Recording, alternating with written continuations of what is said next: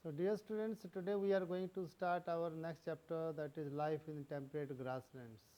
Just as forest can be defined as a place where trees are the main type of vegetation, grasslands can be defined as a region where grasses form the dominant type of plant life. Roughly 25% of the land surface is covered with the grass, and you know that all types of plants depend upon climate and soil for their growth. Or you can say the type of plants grown in any region depends upon climate as well as soil of that area. So, as you know, the climate play a very important role in the formation of grasslands. Hence, it is generally used as a basis to divide the world's grasslands into two broad categories. One is temperate grasslands and another is tropical grasslands or temperate region as well as tropical regions. Okay. The very first is prairies. Prairies is a very common word. You might have been listening this word for many years, since many years. The temperate grasslands of North America are known as the prairies. It is a region of flat, gently sloping or hilly land. For the most part, prairies are treeless, but wherever, wherever there are low-lying plains with water, either through river or some lake or pond, the woodlands can be found in those areas. Some trees also grow in that area, and because of the tall grass grown in that area up to 2 meters of height, it is called actually sea of grass, because wherever you see you will find grass, and that too of 2 meter up to 2 meter of height. So it is not wrong if we call it a sea of grass. The prairies are bound by the Rocky Mountains in the west, and towards east it is bound by the Great Lakes of USA as well as Canada. You can see through the map that the prairies are a very big land, and it is surrounded by Rocky Mountains on one side and the Great Lakes of USA on the USA and Canada on the other side. These are Rocky Mountains, okay, and these are lakes of USA and Canada. This is Lake Superior, Lake Erie, Michigan, Hurro, and Ontario. Okay, these five lakes are very common. I hope you remember the names of these lakes. I repeat, the Lake Superior. Lake Superior. If you like, I can write the name. Superior, Lake Erie, Michigan, Ontario, and Hurro. Okay. So these are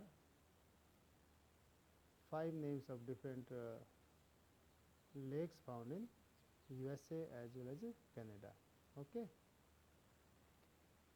So this is between Rocky Mountains in the west and Great Lakes in the east. You can see that prairies cover part of United States of America and parts of Canada, both. In USA, the area is drained by the tributaries of river Mississippi. It's an important river of USA. And in Canadian prairies, they are drained by the tributaries of river Saskatchewan, which is also a very important river of Canadian part. So these two rivers dominate in this area along with their tributaries. Do you know the grasslands of prairies were the home of Native Americans, often called Red Indians? They were the actual habitant of the continent. The prairies were home of other tribes also, like the Apache. Apache Bike you might have heard. Apache is name given to the tribes living in that area, the Crow, the Cree, and the Pawnee. Okay. Now, come to next point, the climate of prairies. Being located in the heart of a continent, the climate is of continental type with extreme temperatures, means the areas, as you know, which are away from the effect of the sea or you can say the areas which are found in the mid or center of the continents, they experience extreme climates. Means range of temperature or diurnal range of temperature, annual range of temperature is very high, because there is a huge gap in high temperature or maximum temperature as well as in minimum temperature. Okay. The summers are warm with temperatures of around 20 degrees Celsius, while in winters minus 20 degree has been recorded in Winnipeg, Canada, and in winters a thick blanket of snow covers this region. Okay. So, here the range of temperature is around 40 degrees Celsius, because maximum temperature is 20 degrees Celsius and minimum temperature is minus 20 degrees Celsius, means diurnal, diurnal range of temperature कितना है 40 degrees Celsius, and that is quite high. Okay. अगर diurnal range 40 degree अगर हो जाता है, it means that is quite extreme climate in that area. Okay. You see in coastal areas the diurnal range of temperature is hardly 10 degrees Celsius, hardly. For example, during the day temperature might be 29 degrees Celsius, at night it might be 26 degrees Celsius. In summers maximum 33, 34 degrees Celsius, in winters minimum 25 degrees Celsius or 24 degrees Celsius. Means in the coastal areas the diurnal range of temperature or daily range of temperature is quite less. Okay. That is why it is called extreme climate in the interiors of the continents, or continental type of climate with extreme temperatures. Okay. The annual rainfall is moderate and is ideal for the growth of grass. You know it very well that grass grows very well in moderate rainfall. Due to the absence of the north-south barrier, a local wind Chinook blows here. Actually, Chinook is a warm air or hot wind that blows in winter and therefore rises the temperature within a short time. This increase in temperature results in the melting of snow, making pasture land available for grazing of animals. Actually, Chinook simply means the snow eater,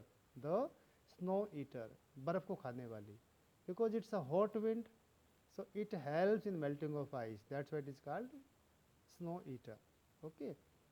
There are so many local winds you might have heard, like Hermiton. Hermiton is again hot wind blowing in the area of Italy and its surrounding area, because it is helpful in increasing the temperature, and it gives relief to the old aged people and people with joint pains. जिन लोगों को joint pain होता है तो क्योंकि गर्म हवा है थोड़ी सी राहत मिलती है, रिलैक्स मिलता है. That's why this wind is called Harmattan. Harmattan actually locally means doctor, as it helps like a doctor to get relief from pain. Okay. In the same way, in the Indian part, northwestern part of India, we find local wind like Loo. Loo is a hot wind that blows in this part of the country in summers. Okay. Next point is flora and fauna. Prairies are practically treeless, but where water is available, trees such as willows, alders and poplars grow. And you know that willows are very useful wood, especially for sports, you can say sports items like bats for cricket, etc. Only two types of willows are famous in the world. One is English willow and another is Kashmir willows. I hope you heard this name earlier as well. Places that receive rainfall over 50 degrees centimeter are suitable for farming, as the soil is fertile and though the major crop of this area is maize, other crops including potatoes, soybean, cotton and alfalfa is also grown. Areas where rainfall is very little or unreliable, grasses are short and sparse.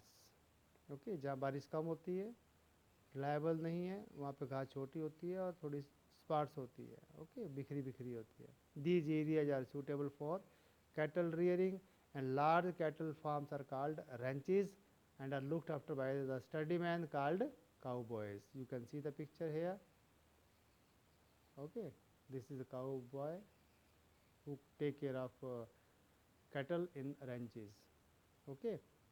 Bison or American buffalo is the most important animal of this region, and it nearly got extinct due to its indiscriminate hunting and is now a protected species. The other animal found in this region are rabbits, coyotes, gophers और prairie dog.